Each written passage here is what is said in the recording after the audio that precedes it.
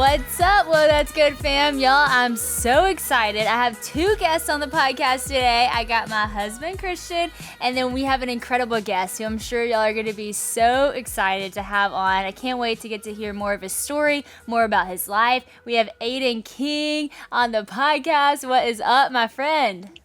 Hello. It's good to be here. Well, it is great to have you on the podcast. I added Christian to the podcast since y'all are friends. I thought we'd have a good conversation. I love it. Christian, I love you. I love you too. One thing I will say, every answer you give, if you could sing, that would just add so much just richness to this episode. Yeah, I can sing it all.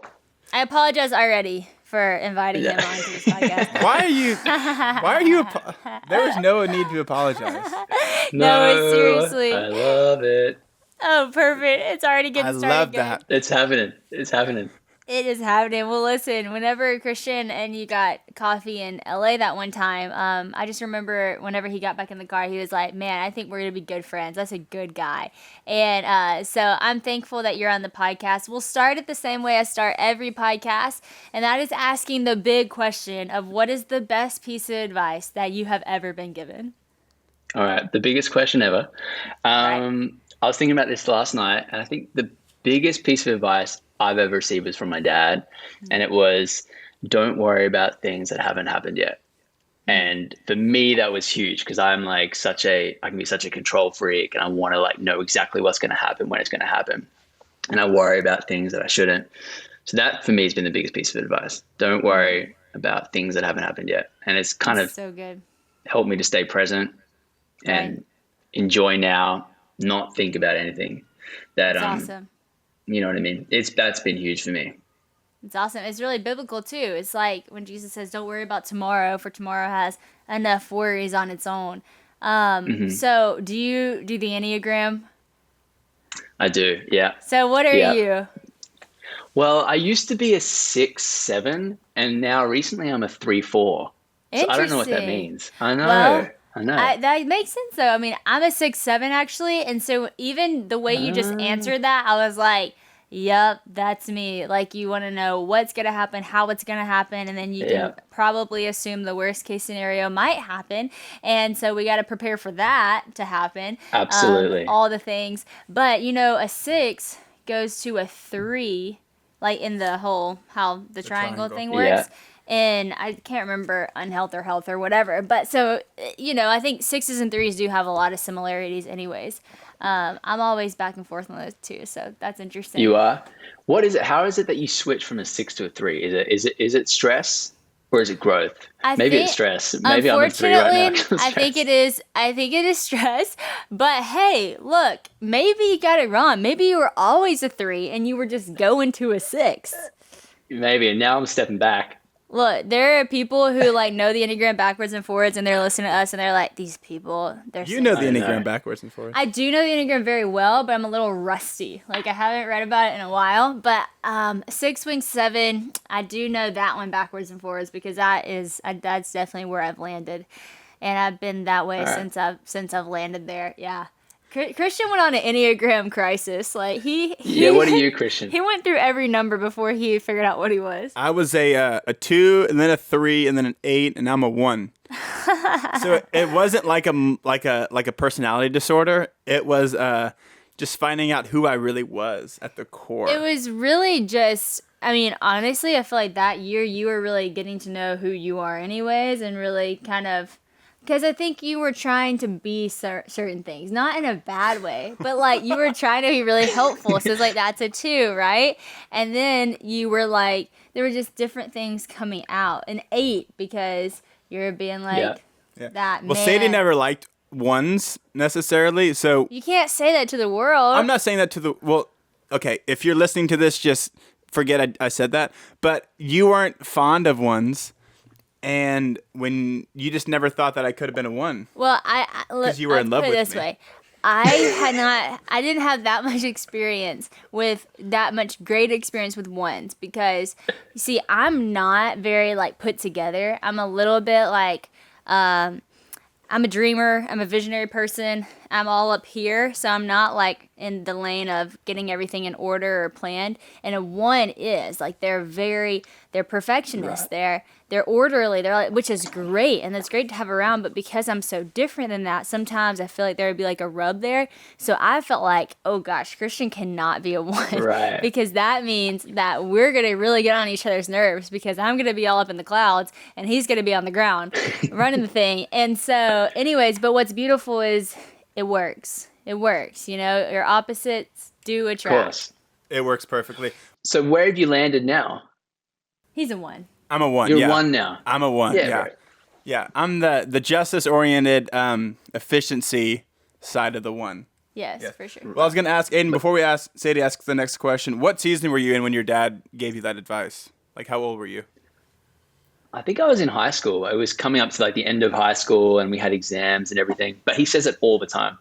Like, I was back in Sydney a few weeks ago and he said the same thing. So it's kind of just been something, I feel like it's been so consistent that it wasn't the first thing that came to my mind when I thought of like, what's the best piece of advice? Because it's just been something I'm so used to. Right. But it really has been the thing that's kind of just, every time I'm worried about something, I'm just like, all right, it hasn't happened yet. Like, don't overthink it. That's awesome. I love those pieces of advice that really go with you in every season. It's not just about high school exams. It grows with you, you know, when it comes to, I mean, gosh, you've had a lot of things that you could be worried about. I know you just moved recently from Australia to LA. What was that journey like? Was that, and how did you even get to the point of being ready to take that huge leap of faith? Yeah, I mean, I've been talking about it for years. I'm in the band, Hillsong Young and Free, and probably for the last 10 years, we've traveled here. Like, you know, we would come into America 5-6 times a year, which was, you know, back and forth from Australia is just the longest flight of all time. And I think I got to a point, you know, after probably 8 years of doing that, where I was like, I think it feels like I live in Australia, but I go to work in America. It's just a long commute every time. And I think I was just ready to kind of put like, you know, roots down somewhere. And so after talking about it for years, I'm like, all right, I actually need to do it. And so I did it in June last year. And it's been probably the best thing I've ever done. I mean, it's been one of the scariest things I've ever done too. You know, it's the first time I've kind of like, I've lived by myself. It's been you know, you learn a lot about yourself when you live by yourself. You know, you learn like how much you need community, the things that maybe you took for granted when I was at home, I had my family around. But it's been hugely like stretching in a good way, I think. Right. So yeah, it's been good. Stretching is one of those things that I remember going through this season of my life and I was like, this season is just a stretch. And so I looked up like the definition of stretch, and it's actually like a really cool definition. It talks about like, I guess doesn't use the term stretching in the definition of stretching, but it's like pushing yourself to yourself's like maximum potential. And I was like, that's so true. And like, it's uncomfortable and it hurts and it's hard sometimes, but it's getting you to your maximum potential. And that's why athletes, like, it's before you go in a race that you're going to stand on the sideline and you're going to really stretch it out, and it might hurt and it might be uncomfortable, but that's going to get you to your best potential. So it's a lot of times like before, you know, you hit your stride that you have to stretch. And, you know, of course, right when you move, it's going to take you a while to reach your stride, but those are like stretching seasons and they get you to the place of being able to stride. And so let's talk about community for a second, because that's something that so many people are so afraid of having to find, you know, like having to move to a new place, find community. There's so many people that listen to our podcast that are either going into college or graduating college. Well, that's like a huge community building moment. And so what have you found that to be like, just moving to LA, which is probably a hard place to build community, and how have you kind of found your people?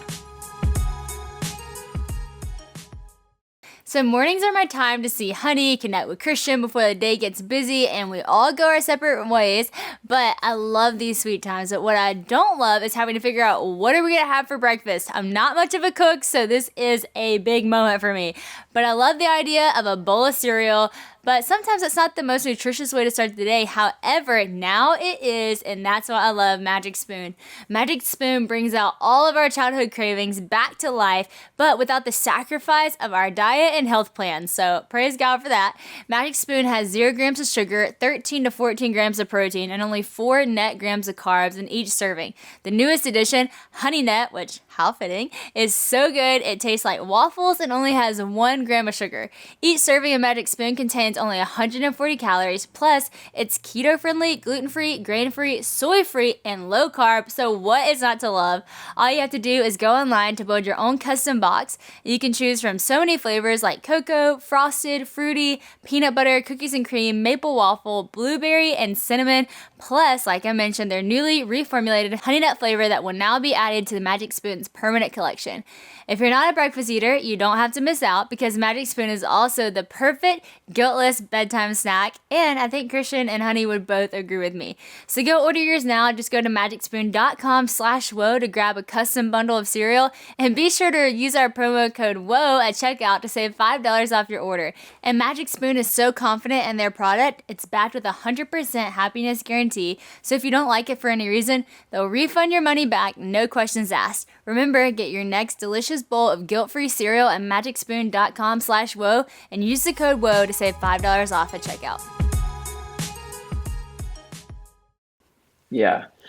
I mean, I've been lucky in that, like the church I'm part of, Hillsong Church, has, campuses around, the world. And so there's a campus in LA. And so it kind of just feels like we always had this saying at Hillsong where it's like one house with many rooms. And it almost feels like I've just gone down the hallway and gone to the other room and found family and community. But, and I think I've been lucky and blessed with that. And I know for most people, like that's not always the case. But, I think moving and doing something that's stretching, like we were talking about, it causes your faith to like be on fire because you have to. You don't know. It's almost like in the stretching, it's like, how much further can I go? Like how much have I pushed past the margins beyond what's possible for me? And I think at that point, it's when you have to have faith. Yeah. And for me, obviously that's in Jesus, and it's been like amazing for my faith and for my relationship with him, being able to be like, all right, I actually don't know what's going to happen. Yeah. God provide the right people. And it sounds cliche, but I think when you're in that place, like God really does show up with people. And for me, that's been, when I moved to America, it wasn't like I was coming because, like this thing's happening, so I'm going to go and do that. It was a step of faith. I didn't know what was going to happen. Yeah. When I moved here, I had no idea what was going to happen. I just moved going, all right, I'm going to trust that, friendships and things will open up. And it has in ways that have really surprised me. There's friends in my life now that I didn't know before I moved here 9 months ago or whatever it was. Wow. So yeah, that's awesome. But I think for people, I've just encouraged people to for me, it's always just been like being open and trying to say yes to things more than saying no. I think sometimes out of fear, people could invite you out to do things, and the easiest answer is no, because you're like, I don't really want to do that. But I think being open and saying yes and trusting that God's going to put the right people around you, that's always kind of been my thing, especially since moving here. It's so good. There's that verse in Hebrews 11, and it's about Abraham when he goes out, and it says, and he went out to the land not knowing where he was going or what was going to be when he got there. And I've always loved that because he obeyed God before he knew what was going to happen. And I think so many times because we are control freaks and because we are planners, we're like, we'll obey you, God, when do we figure out all the plans? And when do we figure out who our friends are going to be, what church we're going to do, what job we're going to have? And, some of those things are practical, and some of those things that, you can prepare for and you can plan for, but then there are other things that you're just not gonna fully know the answer to before you have to say yes or before you need to say yes. And that's where faith comes into the picture. It's like saying yes before you have everything planned, and that's whenever you really get to rely on God and be like, okay, God, you really do provide all my needs. I love how you talk about how like no is the easiest answer, because that's so true. Like saying no and not wanting to go out and make friends or do stuff or whatever, it really is easy, and you can hide behind your no all day long. But what great things are on the other side of your yes, right? And we have a mutual friend, Steph, and We Steph love is Steph. literally one of my favorite people, both of our favorite people on the planet. She is hilarious, but also like a boss lady, all the things. But Yeah. she'll tell me stories about y'all, and they crack me up. Like y'all are like. I always call y'all to her. I'm like, those are your youth group friends. It's like the friends you Yeah. had in seventh grade that you're just like buds with, and you just do whatever, and you don't even care what you look like or what you're doing.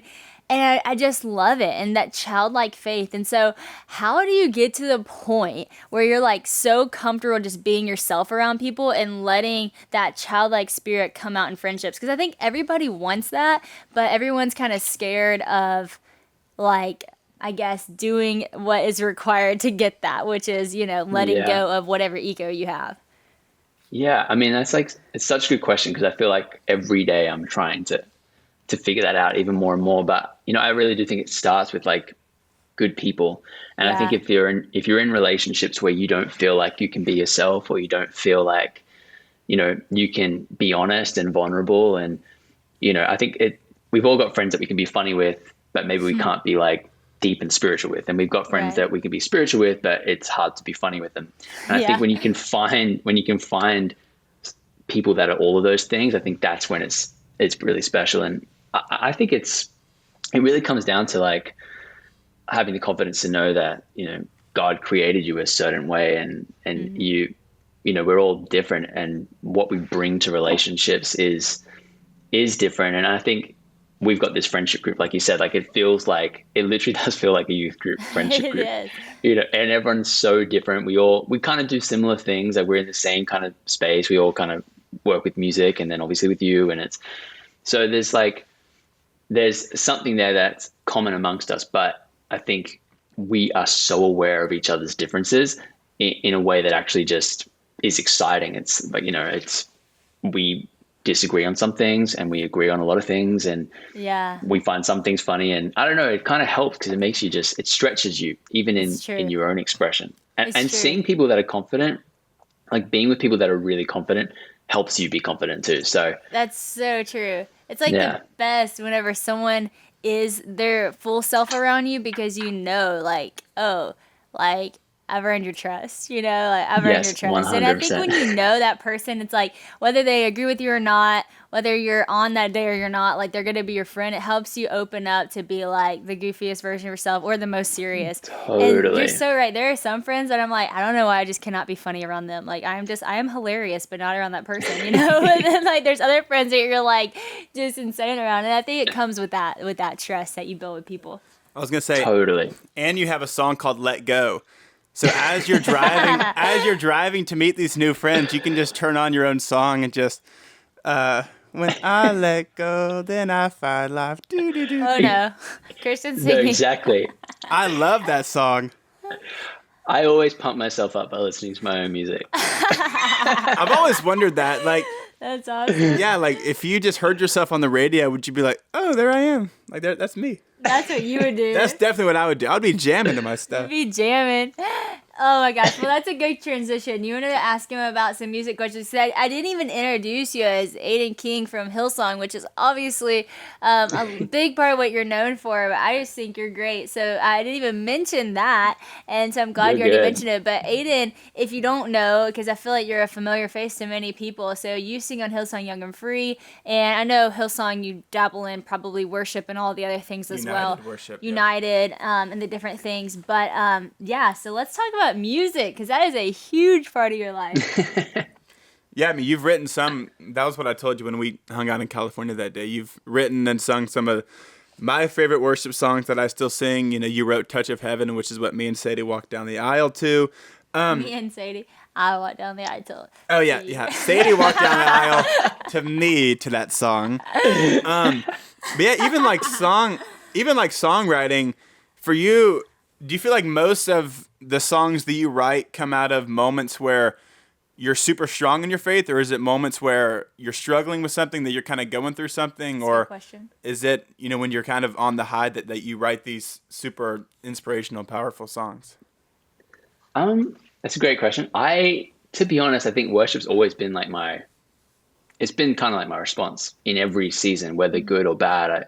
especially sitting down at a piano is like the place that I go to like, I think a lot of people go and journal and write things down or, read. For me, it's always just been like, oh, let's go to the piano and work this out. If it's good, if it's bad. And so, yeah, worship, it really depends. Like, I wrote a song called Highs and Lows, which was a song that I wrote in a really, like in a really hard time.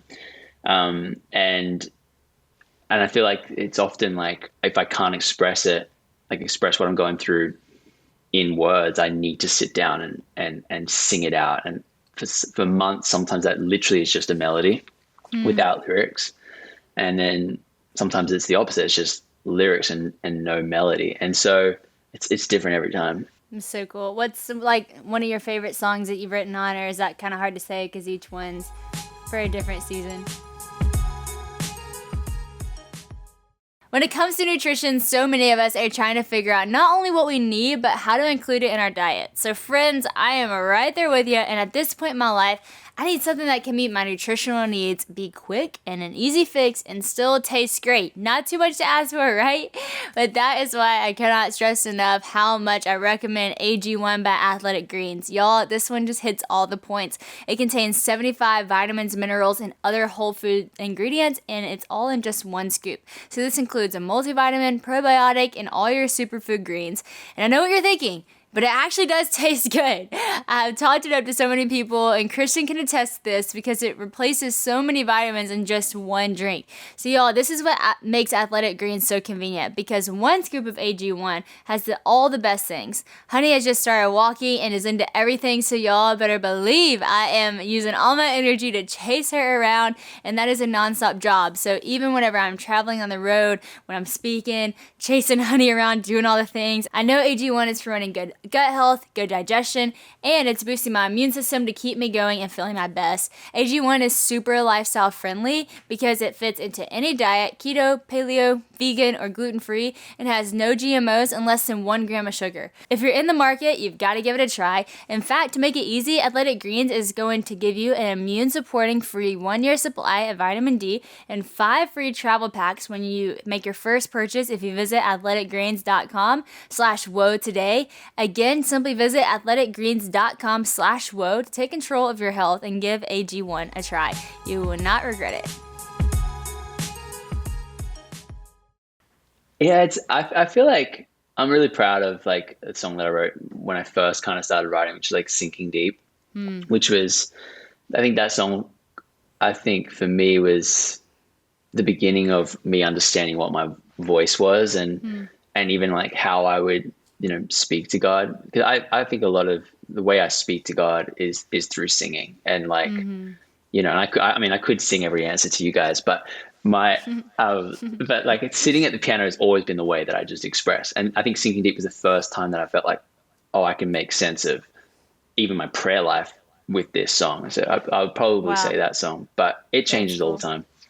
Oh, I'm sure. Did you ever have a time in your life where you doubted like your ability or felt like you weren't good enough? Because whenever you look at you now, you've obviously accomplished so much. You're putting out songs that are just amazing, and you're such a good worship leader, incredible worship leader. Some of your songs that you wrote, like Christian said, are some of our very favorite songs in our house. But when you were younger, like, did you think you had that talent in you? Did you know it? Were you confident in it? Or were you ever like, I don't even know if I'm even good at this?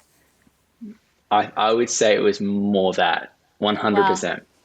I think it was, I never, ever imagined that I'd be doing what I'm doing today. Like even living in America and, getting like, I guess the honor of singing and leading worship. I never, ever imagined that I'd do that. It kind of almost just, happened. I think that was like me saying yes to things and stepping into my fear. I think I've always been such a, like, I guess so nervous, and that's always been for me something that's like held me back sometimes when it comes to like leading worship and, even like submitting songs, or that process has always been riddled in fear a lot of the times, because I've been like, oh, I don't know, like if I'm good enough at this, or, I'd look at these other people at church who were just incredible and almost just be like, maybe like there's enough amazing people. I don't need to do this. And, but, more recently, I think as I've gotten older, you start to just appreciate like your individuality. And, you know, I Right. think, and it's less about comparison and more about like, wow, you know, these people are incredible, but I can also do something that's just different. And for me, that's Yep. kind of where I'm getting to. It's a journey, but For I'm sure. getting there. Well, yeah, no, I love that. And that's like why we're founded on what's behind me, Live Original. Because Yeah, the minute you start comparing yourself to other people, you take yourself out because you're looking around, you're like, 100%. yeah, I don't have that, and I don't have that, and they are way stronger in this. And of course, because God made them like that, that's their originality. But God also made you in his image as well. And if you think you're not as good as them, so you don't show what God's put in you, then we're missing out on an image of God. We're missing out on a side of God we haven't seen and knew. I love how in 100%. 1 John 4 it talks about like no one's ever seen God, but his love is perfected in us. Like we see his love, we see him through the way we love each other. So it's like through us giving of our gifts, through what's inside of us that God put in us, we give people a glimpse of heaven. And so, man, it's so cool. We all have to come to that point in our life where you stop looking at people and you look at the Lord, your maker, and you say, all right, you made something in me to give in this time. And so I think that's awesome. So I want to hear the story. So you said it kind of just happened. How did it just happen for you? How did you go from I'm not sure if I really have this to, singing on Hillsong and creating some of the greatest songs that, we worship to? You guys are too kind. Well, it kind of was, I was writing songs and I was singing them for like our youth group, which was like a Friday night program. I was a youth leader, and at the time I was studying marketing at university, Wow. and I was washing dishes at this restaurant. And I kind of probably was halfway through my degree, and I was like, cool, all right, I've come to terms with music. Firstly, music's just going to be a hobby. It'll be something that I do for church on the weekends. Like I'll sing, every Friday or Sunday whenever they need me, but I'm probably going to go and work in marketing somewhere. Anyway, it was like probably halfway through my degree, and I'd been singing these songs every Friday. I'd just be writing random little songs like, oh, maybe we'll sing about this Friday, or, the preacher's going to speak about this. So I'll try and write like a little chorus around that. And then I remember there's probably after maybe about 6 months of just doing that every Friday, they kind of like Laura and Pete Toggs, who were the youth pastors at the time, were just like, hey, like, why don't we just like record some of these songs and let's get a bunch of the young people together and we'll just record whatever's happening on Fridays. And we're like, yeah, okay, cool. And none of us thought anything of it. It was just kind of like, we're going to record, the songs really naturally. And at the time, there was obviously Hillsong United still existed. Hillsong Worship was doing stuff. And so we were just like, yeah, great. That'll be fun. So we recorded it. And then I think the first time we put out the first Young and Free album, maybe of July 2013. And I finished university in November 9th, 2013. And that Wow. was the day I handed in my last assessment that day, November 9th, and then went straight to the airport and got on a plane, and we went on tour with Wow. Hillsong United. But like, I think for all of us involved, none of us had any idea. There was no like trajectory that this was going to Yeah. happen. We were releasing an album just for our youth students. Wow. And yeah, so that when I say I had incredible. no idea, I genuinely was just like, we kind of just said, yes, all right, cool, we'll record the songs. It's We're not sure if we're incredible. good enough. And then that was it. So Hey fam, more and more people are making health conscious decisions in products that they use, and I personally know how overwhelming the search can feel. With so many options on the market, who has time to research all the ingredients? And that's why I want to tell you about Native. If you're like me and you are tired of just the whole search for personal hygiene, but still wanting to find a deodorant that eases your mind, then you need to try Native. I have sensitive skin, and especially since having honey, so I want to make sure I have the right product and making the right decision for my skin, and also, having an effective deodorant, because that matters too, right? Native deodorant is aluminum and paraben free, and it kills odor-causing bacteria, and it is built to offer a 24-hour protection to keep you feeling and smelling great. There are so many great scents to choose from. I personally love the lavender and rose, like I have right here, and also the coconut vanilla. I also love their body washes. Coconut vanilla is my favorite body wash, and my sister Bella has actually been loving their toothpaste. So all around great brand. Another great thing about Native is how intentional they are with the environment. Native is a proud partner of 1% for the planet, so when you buy their new 100% plastic-free recyclable package deodorant, they will donate 1% of the sales to environmental nonprofits. Plus, by simply making the switch to new plastic-free Native deodorant, you personally are saving 37 grams of plastic, which I know sounds small, but all of it matters. So, are you ready to try plastic-free deodorant? Well, then go to nativedeo.com/woe or use the promo code WOE at checkout and get 20% off your first order. That's nativedeo.com/woe or use the promo code WOE at checkout for 20% off your first order. It's incredible. I love that. And it's crazy how many stories start like that, you know, where it's like, we were just doing this for our church. We were just doing this for our family. We were just doing this because this is what we were praying. And then God uses that in a global way or in a big way. And I hear a lot of young people now, because they've seen people make it in ministry. I literally had a conversation with someone recently. I said, what do you want to do after college? She said, I want to make it in ministry. I said, well, what does that even mean? Make it in ministry. And she's like, well, I want to be like big. And I was like, I'm just going to tell you, that's the wrong way to look at it. I was like, we are going about it in a very wrong way. And I was like, making it in ministry is like doing ministry right where you're at, whether that is at your home, whether that's at your school, whether that's, with your family. But, ministry is a natural thing. It's because you love God and you love people. And if God wants to elevate that in your life and wants to do it in a big way as far as a stage or a platform, then so be it. But if a big way is one person's life that you're sowing into, like, that is ministry. And I think people get really confused by that because they see lights and they see stage and they see this. But, I don't know anyone, to be honest, in doing similar things to what we're doing that had the intention that they were going to make it in ministry or they were going to build this huge platform.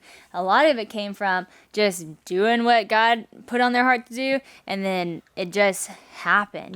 God just breathed on it. God moved in this way, moved in that way. And who's to say that that's any better than the person serving like right in their local church? Like, it's not. It's the same thing, same mission. It's just a different placement. God has a body of people, and his body of believers he uses for different functions. And to be confident in that is really when you start doing ministry and really whenever things start to happen. And so I just love that. I saw somewhere that you learned to play guitar by watching YouTube. Is this true? Is this true? It is true. I learned how to play guitar and piano on YouTube. No way. Okay, literally, I've tried this. This has gotten me nowhere. But here's the difference, babe. He's innately gifted and wired to be good at that. Yes. Before the foundation of the world, the Lord knew that you were going to do this. So he put this gift in you. We do not have the ear or the talent. See, we're good at sports or other things, but we're not gifted with guitar and piano and all those things. This is what I looked up on YouTube. Easiest song to play on the piano. And I learned it. Guess what it is? Lean on me when you're not strong. And that's the only song I can play. But I learned it because I'm like, there will be a case scenario in my life where we're going to be sitting on a piano, no one's going to be able to play, and I'll be like, guys, I got y'all. And I will hit it with the lean on me. See, here's the thing. Not strong. My fingers are too fat. On the piano, I just start hitting keys. See, well, he says that, but I'm like, there are like a lot of people in the world that play piano of all shapes and sizes, and I don't think your fingers are I'm going to custom make a piano that has little spaces. That is just a bad idea. You have to. Why? What if somebody with like huge hands? Well, how do like little kids play the piano who have tiny hands? They have Christian. I don't think it's about your hands. I have seen mini pianos. I have never seen extra large pianos. Just think of it this way. You could be playing, you can stretch your fingers out longer than anybody, so you could be playing crazier chords. Maybe there's chords that aren't discovered yet that you could play it because your fingers are so No, large. see, here's the thing. You know Here's what? the thing. This is good. My hands are small. My fingers are just fat. So it's not the spacer problem. It's He does have a slight disadvantage. But I still think he's capable. So when you started learning on YouTube, what was that like? Were you all in? Were you like, okay, I'm actually gonna learn? Like, because to me, like I said, I have actually tried this. I did do the lean on me thing, but I've actually pursued other learning as well, and I've gotten nowhere. So was it your commitment level? Was it what you typed in? Was it a certain teacher? Help the people out there who are trying to YouTube learn. All right. I would learn like my favorite songs. So that's how it kind of started. It was almost like, I love this song. I need to know how to play it because I want to sing it. Yeah. And then I would be like, but I would like learn chords. I'd be like, okay, teach me how to play like the most basic chord structure. Right. Which this might not mean much for you, but it might be C, G, A minor, F, which is like the most standard chord movement, which is like in every pop song. And then I'd learn that. But the reason I was so like driven was because I was like, I want to write songs, but if I don't do this, it's going to be harder. So I'm like, I have to do this. So I was like, all right, I'm going to learn these 4 chords and then I'm just going to sing over them. And that's kind of how it started. And I would like watch videos over and over again when the internet was nowhere near as good as it is right now. That's awesome. And I would just sit there for hours. Yeah. That's awesome. Maybe you should do a tutorial and then we can learn. Have you done that? Right. No, I'll do it for you guys. I'll literally just make a whole YouTube channel for you guys. Literally, we will watch it. We will, if we learn, okay, that would be legit. If we learn piano and guitar from you on your YouTube, I mean, that would be pretty epic. Did you ever watch The Office? I haven't watched it enough. Well, it was like the scene where Michael's like, explain it to me like I'm 5. Like, it would be that thing of like, I need you to explain it to me like I'm 5. Like I'm a child. All right. Well, there's a lot of things that I need you guys to explain to me like I'm 5 as well. So we can just we can figure that out. We'll go back and forth.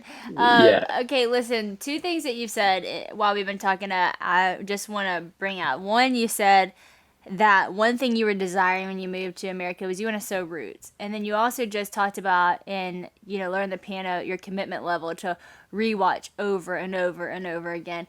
And I learned like that in a lot of ways too. I'm a studier. I love to study, but like when I preach a message, I have gone over that thing 1,000 times because like I'm gonna know. Everybody's like, how do you just do it without stopping? I'm like, because I know every word that I want to say because I've meditated, I'm soaked on it, So there's this commitment there, and sowing roots is the same thing. I think a lot of people, they want roots, but they don't have the commitment level to really sow their seeds, to really water the ground, to really watch those roots, blossom into a firm foundation, into a tree, into fruit.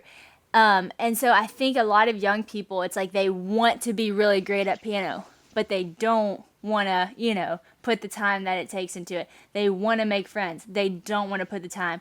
Talk to us a little bit about just having that commitment level and that consistency and certain things that you want to do to see the outcomes that you want to have. Because I think that's a lost art. I think a lot of people have this wishful and maybe it's because of the culture we live in. Maybe it's because people get viral from nothing. They post a video like eating whipped cream, I don't even know, and they're like famous. So it's like, they don't have to like sow their seeds. They don't have, but for the large majority of people, that's not the case. You do have to work really hard. And to be honest, even for the people that do hit it like that viral, that's where a lot of people get in trouble, is because then that's it. Then what do you do after that? So talk to us a little bit about just consistency and commitment and how to dive into that to get the outcome that you want. Yeah. Well, firstly, I would love to eat whipped cream and get famous for it. That's true. We all would. An absolute dream. That's Imagine ideal. That. That's ideal. Yeah.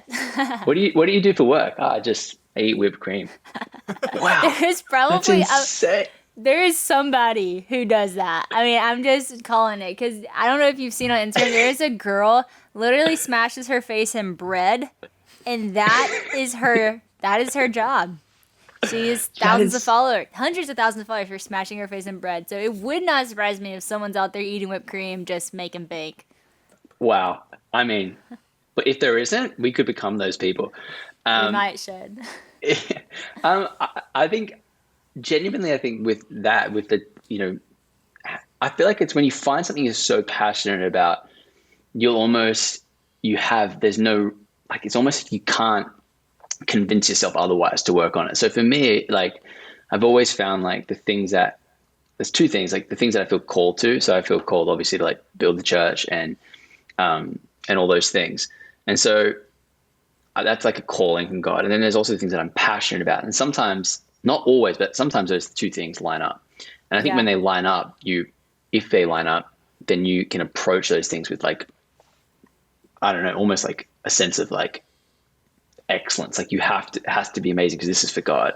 Yeah. But then I think there are things like, music and playing piano where it was just like, for me, I didn't know another way but to become obsessed with it because I was obsessed with it. I just loved it so much.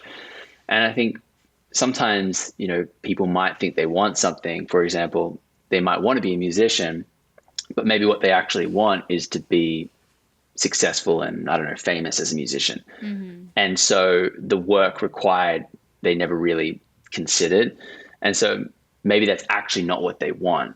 Maybe what they want is something else. And I think, especially like, for a lot of people, in their teens and 20s, there's your whole life, but you're trying to figure out what is it that you're passionate about. And sometimes, you might think you're passionate about something, but if you're not prepared to do the work, then maybe it's actually not what you're meant to be doing. That's so and true.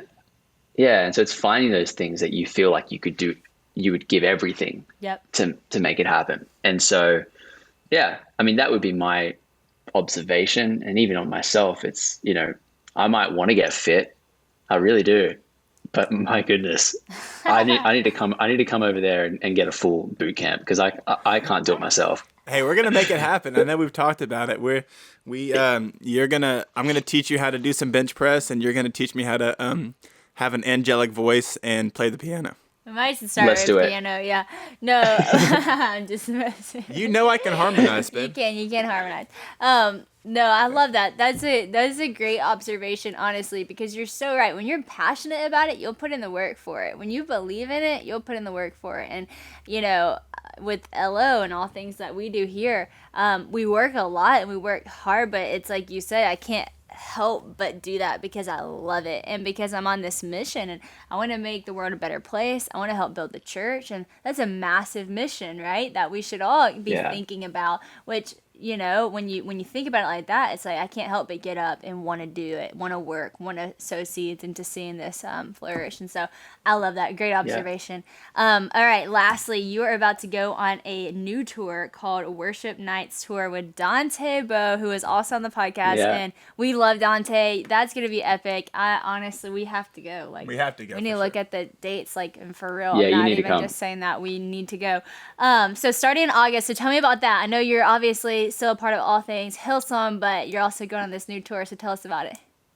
Yeah, well, it literally happened so quickly. Dante texted me maybe like 2 weeks ago. Wow. And just asked, would I be up for just coming along? And so I was like, yeah.